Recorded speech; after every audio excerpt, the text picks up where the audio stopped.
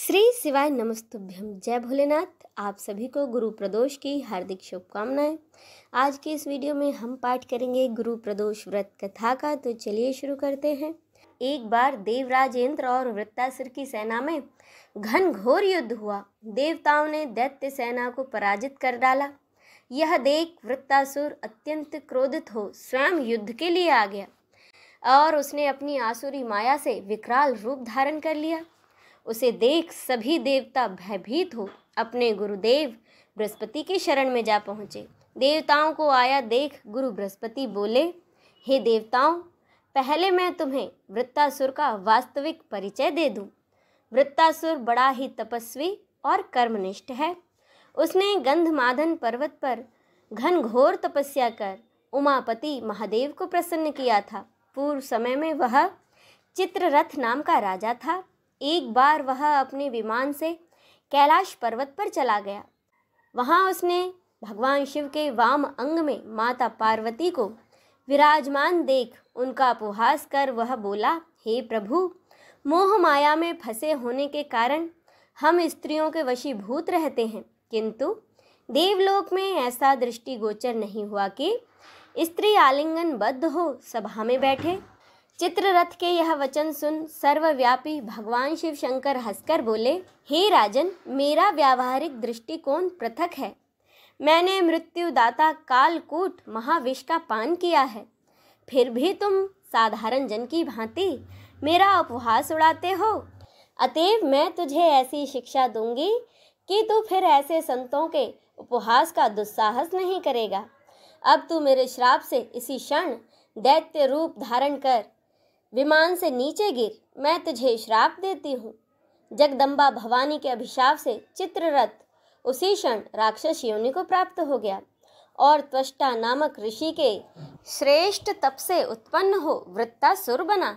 इसके बाद गुरुदेव बृहस्पति आगे कहते हैं, वृत्तासुर बाल्यकाल से ही परम शिव भक्त रहा है। अतएव हे देवराज, तुम गुरु प्रदोष व्रत कर भगवान शंकर को प्रसन्न करो। देवराज इंद्र ने अपने गुरु की आज्ञा का पालन कर गुरु प्रदोष व्रत पूरी श्रद्धा भाव से किया।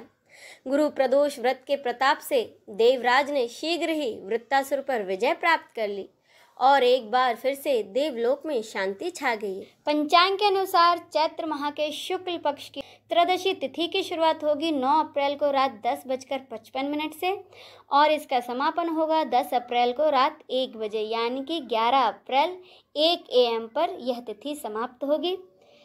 उदय तिथि के अनुसार प्रदोष व्रत 10 अप्रैल को रखा जाएगा। क्योंकि यह व्रत गुरुवार के दिन रखा जाएगा, इसीलिए यह गुरु प्रदोष व्रत कहलाएगा। 10 अप्रैल को गुरु प्रदोष व्रत की पूजा के लिए शुभ मुहूर्त रहेगा, यानी कि प्रदोष काल का समय रहेगा 10 अप्रैल को शाम 6:44 से रात 8:59, यानी कि 59 मिनट तक आपको पूजा का समय मिलेगा। प्रदोष काल में ही प्रदोष व्रत की पूजा करना सबसे उत्तम माना जाता है।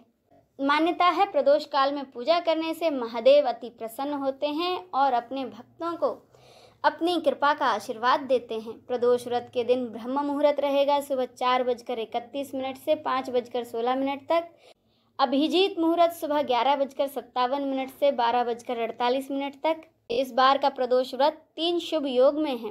प्रदोष व्रत के दिन रवि योग, वृद्धि योग और ध्रुव योग बनेंगे।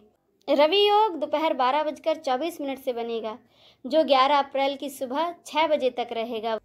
वहीं वृद्धि योग सुबह से लेकर शाम 6:59 तक रहेगा। उसके बाद ध्रुव योग बनेगा, जो पूरी रात रहेगा।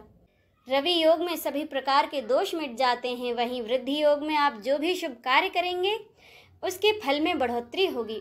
साथ ही इस दिन दोपहर 12:24 तक पूर्वा फाल्गुनी नक्षत्र है, उसके बाद से उत्तरा फाल्गुनी नक्षत्र है।